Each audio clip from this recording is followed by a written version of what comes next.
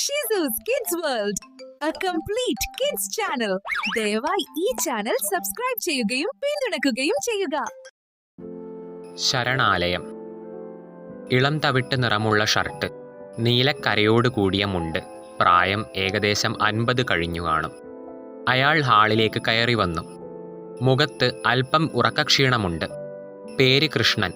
പട്ടാമ്പിയിലുള്ള സ്നേഹതീരമെന്ന ശരണാലയത്തിൻ്റെ നോക്കി നടത്തിപ്പുകാരൻ.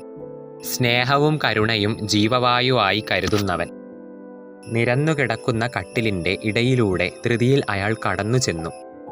അമ്മമാരെ, ഇന്ന് നമുക്ക് പുതിയൊരു ആളിനെ പരിചയപ്പെടാം.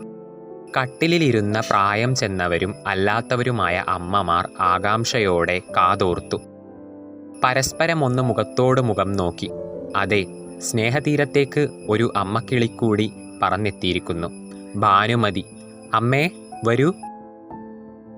അദ്ദേഹം ആദരപൂർവം അവരെ വിളിച്ചു. വെള്ളക്കസവ് സെറ്റ് സാരിയുടെ തുമ്പുകൊണ്ട് തോളിലൂടെ മൂടിപ്പുതച്ച ഭാനുമതി അമ്മ തെല്ലു അമ്പരപ്പോടെ ഹാളിലേക്ക് കയറി വന്നു. യാത്ര ചെയ്ത ക്ഷീണം നന്നായി ആ മുഖത്തുണ്ട്. കയ്യിൽ ഒരു മുളസഞ്ചിയുമുണ്ട്. എല്ലാവരും എഴുന്നേറ്റ് നിന്നു. അതിൽ നിന്ന് 65 വയസ്സ് പ്രായം തോന്നിക്കുന്ന സ്ത്രീ അവരുടെ അടുത്തേക്ക് ഓടി അവരെ വാരിപ്പുണർന്നു. ഭാനുമതി അമ്മ എവിടുന്നാ? സരസ്വതി അമ്മേ, എന്താ ഇത്? അവർ വന്നു കയറിയതല്ലേ ഉള്ളൂ. അയ്യോ കൃഷ്ണേട്ടാ, ഞാനത് മറന്നുട്ടോ. കണ്ടപ്പോൾ ഞങ്ങൾക്ക് വല്ലാത്ത സന്തോഷം.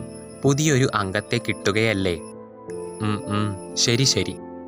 ഭാനുമതി അമ്മ വളാഞ്ചേരിക്കടുത്തുള്ള കോട്ടപ്പുറം എന്ന സ്ഥലത്ത് നിന്നാണ് വരുന്നത്. ബാക്കി വിശേഷങ്ങൾ പതിയെ അറിയിക്കാം. എല്ലാവരും കൂട്ടം കൂടി നിൽക്കാതെ പോയിരിക്കൂ. ഭാനുമതി അമ്മ അല്പം അമ്പരപ്പോടെ ചുറ്റും നോക്കി. ഏവരും അവരവരുടെ കട്ടിലിൽ സ്ഥാനമുറപ്പിച്ചുകൊണ്ട് ഭാനുമതി അമ്മയെ നോക്കി. ഭാനുമതി അമ്മേ, ഇതാണ് അമ്മയ്ക്കുള്ള കട്ടിൽ. ദേ അടുത്ത് തന്നെ ചെറിയ അലമാരയുണ്ട്. അതിൽ സാധനങ്ങളൊക്കെ വെച്ചോളൂ. പിന്നെ ഈ ഹാളിൻ്റെ തെക്കേ അറ്റത്ത് കുളിമുറിയൊക്കെ ഉണ്ട് കേട്ടോ. മറ്റു കാര്യങ്ങളെല്ലാം ഓഫീസിൽ നിന്ന് സംസാരിച്ചതാണല്ലോ. ശരി ഇട്ടോ, വരാം, കുറച്ച് തിരക്കുണ്ട്. അയാൾ പുറത്തേക്ക് നടന്നു. കയ്യിലെ സഞ്ചി കട്ടിലിൽ വെച്ച് അല്പനേരം മൗനമായി കട്ടിലിൽ സ്ഥാനമുറപ്പിച്ചു. കുറച്ചു കഴിഞ്ഞ് ഭാനുമതി അമ്മ തൻ്റെ സഞ്ചിയിൽ നിന്ന് സാധനങ്ങൾ അലമാരയിൽ അടുക്കി വെക്കാൻ തുടങ്ങി. ഭാനുമോളേ, അല്പം ഇടറിയ ശബ്ദത്തിൽ ആരോ വിളിച്ചു. അവർ തിരിഞ്ഞു നോക്കി. കണ്ടാൽ 85 വയസ്സ് തോന്നിക്കുന്ന അമ്മ കട്ടിലിൻ്റെ അരികിൽ പിടിച്ച് അവരുടെ അടുത്തേക്ക് നടന്നു വരുന്നു. ഭാനുമതി അമ്മ വേഗം സാധനങ്ങൾ അവിടെ വെച്ചുകൊണ്ട് അവരെ പിടിച്ചു കട്ടിലിരുത്തി. മോളെ, എന്താ ഒന്നും മിണ്ടാത്തെ? സങ്കടമൊന്നും വേണ്ട കേട്ടോ. നമ്മുടെ വീട് തന്നെയാണിത്. വീട്ടിലുള്ളവരെക്കാൾ സ്നേഹമുള്ളവരാണ് ഇവിടെയുള്ളവർ. ആ വൃദ്ധ മാതാവിൻ്റെ കണ്ണുകൾ നിറഞ്ഞു. അമ്മേ, എന്താ അമ്മയുടെ പേര്? കല്യാണി. ഞാൻ ഒറ്റപ്പാലത്ത് നിന്നാ കുട്ടിയെ, അവർ പറഞ്ഞു. കല്യാണിയമ്മ തുടർന്നു. അല്ല മോളെ, മക്കളൊക്കെ? ഹാ, ഉള്ളതും ഇല്ലാത്തതും കണക്കായിരിക്കും അല്ലേ? ഭാനുമതി അമ്മ സഞ്ചിയിൽ നിന്ന് കടലാസിൽ പൊതിഞ്ഞ എന്തോ ഒന്ന് എടുത്ത് അതിലെ കടലാസ് പതിയെ തുറന്നു. കല്യാണി അമ്മ ആകാംക്ഷയോടെ നോക്കി. മറ്റുള്ളവരും അടുത്തുകൂടി നിന്നു. അതിൽ നിന്ന് ഫോട്ടോ പുറത്തെടുത്ത് കല്യാണി അമ്മയുടെ നേരെ നീട്ടി. എന്താ ഇത് കുട്ടിയെ? അവർ ആ ഫോട്ടോ വാങ്ങി നോക്കി. ആരാ ഇത്? നല്ല ഐശ്വര്യമുള്ള മുഖം. മോനായിരിക്കും അല്ലേ? കല്യാണിയമ്മ ചോദിച്ചു. അതെ, മകനാണ്. പേര് ശ്രീരാജ്. ഒരേ ഒരു മകൻ. അതാണ് അമ്മമാരുടെ മനസ്സ്. അവർക്ക് നമ്മളെ വേണ്ടെങ്കിലും നമുക്ക് തള്ളിക്കളയാനാവില്ലല്ലോ.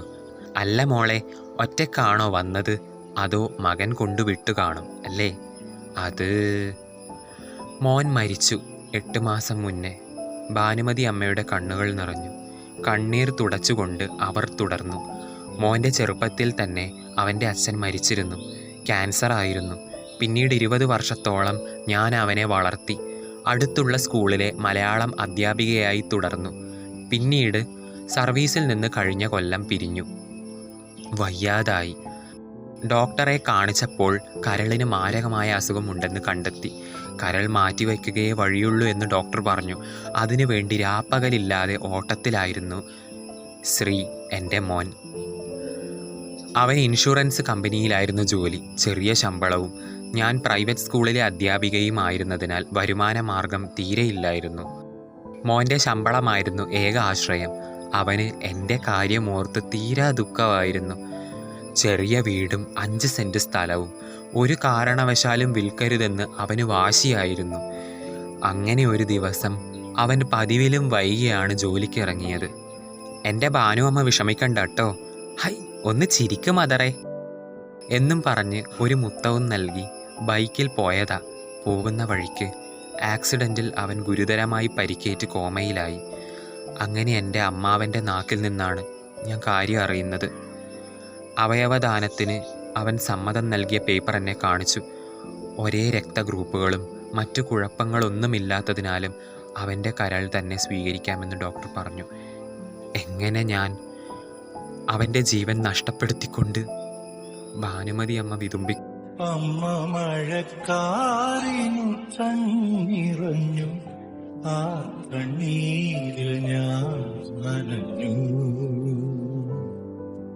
കന്നിവെയിൽ പാടത്തു കനലെരിഞ്ഞു, ആ മൺകൂടിൽ ഞാൻ പിടഞ്ഞു.